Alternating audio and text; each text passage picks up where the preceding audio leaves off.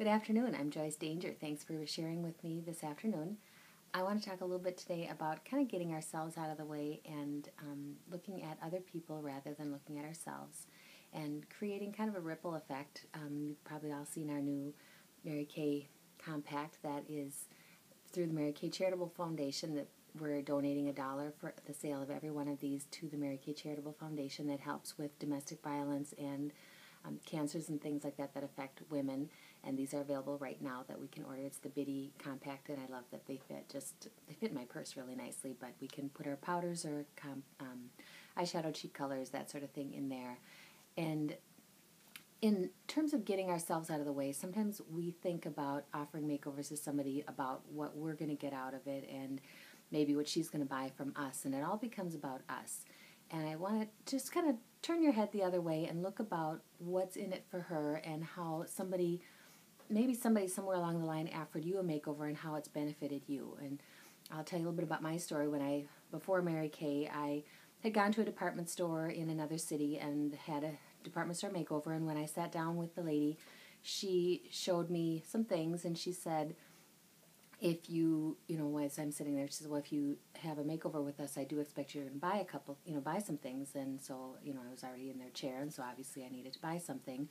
And I did, and I wore it to work the next day, and people said, oh, Joyce, you have makeup. And a little bit later I'd hear, Joyce, you have makeup. And by noon I'd heard pretty much everybody said, oh, Joyce, you have makeup. Nobody said you look nice. Nobody said you look pretty, anything like that. And I did kind of notice the difference, so I did ask a lady that I worked with who did her makeup very well what I should do. And she looked at me, she's like, oh, I'm so glad you asked. And she drew me a little picture of what I should put where, and it looked actually a lot like our little sketches that come with our look cards. And so I could know what I was supposed to do with these colors. And it was a while after that I went to a Mary Kay thing, and I saw that they had that same thing, and I was really impressed that somebody would actually show me what to do with it, where the lady in the makeup counter, she didn't even let me watch. I didn't have a mirror or anything, so I couldn't see what she did with it. And so I had taken a picture afterwards, but then you see the done product, and you don't know the steps along the way. So your customer might be like I was and needed some direction. I didn't have any sisters who were going to show me any of that kind of stuff. My mom didn't wear makeup. I didn't have anywhere to go to learn that kind of thing. So keeping your head about the other lady instead of about yourself. Sometimes she might need to look or feel better. Maybe she's gone through some hard times and just never hasn't had that chance where somebody else said, wow, you look really pretty. And maybe you will be the person who will tell her that, or the other ladies who are having makeovers with her might be the people to tell her that, and that you can share the things that you've learned. We might be intimidating. We don't think that we're intimidating.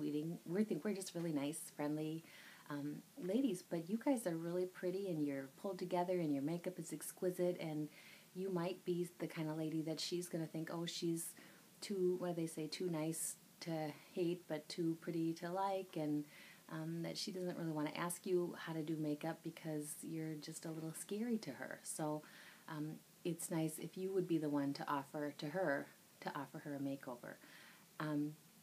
Also, there's some ulterior motives that I know that I think have been really helpful for me in terms of building my Mary Kay business, but also getting to know the people in your sphere of influence. And I have raised my kids. My youngest is now in college, but over the years I have offered makeovers as play dates, and it's been something that I'll do a makeover, bring your kids, and the kids can have a play date, and we'll get to know each other a little bit better. And so I got to know the moms of who my kids were playing with, and when they were little, it was nice so that I would get to know if they wanted to have a play date and have my daughter or something come over and play with them. I kind of when you sit down with the mom and have a makeover, you get to know her, and you know a little bit about how they think and how they operate and how they interact with their kids. And it gave me a comfort of if I was comfortable with my child to go over to that person's house or not. And over the years, I've found quite a few families that I was comfortable with my children playing over there, and some families that I was not comfortable with. And through the Mary Kay Makeover, I was able to determine where I was comfortable with my kids playing or not playing. Also, and whether it's your kids, whether it's your nieces or nephews or your grandkids, I think it's really important for us to be able to kind of get to know the families that our children are surrounding themselves. And so whether it's play dates when they're little, as they get a little bit older, I did a lot of mother-daughter makeovers. makeovers with the moms. Sometimes with my son and some of his friends, it might be offering the moms makeovers and an opportunity that I would get to know the parents. We'd get to know each other a little bit better, and they want to get to know you a little bit better too, to see if it's a comfortable kind of thing, because kids do like to do sleepovers, and you do kind of want to know if it's a family that you're comfortable with or not. Part of the purpose in sharing this is that we unfortunately went to a funeral yesterday from one of my son's friends, and it was one of those kids that over the years we would say, you guys can do this, you can have a party after prom, you can have it at our house, you can have it at Joe's house, or you can have it, you can, do this or that. You cannot go to a hotel, and you can't have a party at Mike's house, because I knew that Mike seemed to be an okay kid, but his parents weren't the parents who supervised, and unfortunately Mike was the one who we buried yesterday, and unfortunately things sometimes happen when there isn't supervision over the course of time when they're little, and it went from bad to worse as he became a young adult. And I wish that it would have been different, and I wish that that there was something that we could do, but sometimes things like that happen, and we've had a lot of that happen in the area that I live in, and we have lost a lot of kids in this area. This is the fourth in our neighborhood, in our direct neighborhood, and the fifth of my son's friends, and my son is 30, and this is just, it's horrifying to me. I think part of my purpose and part of my passion in Mary Kay is to help women to be home, to raise their kids, and to be there, particularly when they are teenagers, and so that we can see who they're playing with, and we can see what they're doing and hear what's going on, and to have that, we have that intuition, and to be able to know, does this feel right, and does what they're doing, does that make sense? And I think a lot of times, a lot of the parents weren't there, and they didn't know what was going on, and sometimes bad things happen, or bad people enter their lives, and they make poor choices, and I've watched too many poor choices happen when kids were left to their own devices. And I know I was sometimes the mean mom who wouldn't let them do some of the things that they wanted to do, but at least I was the mom who kind of knew what was going on.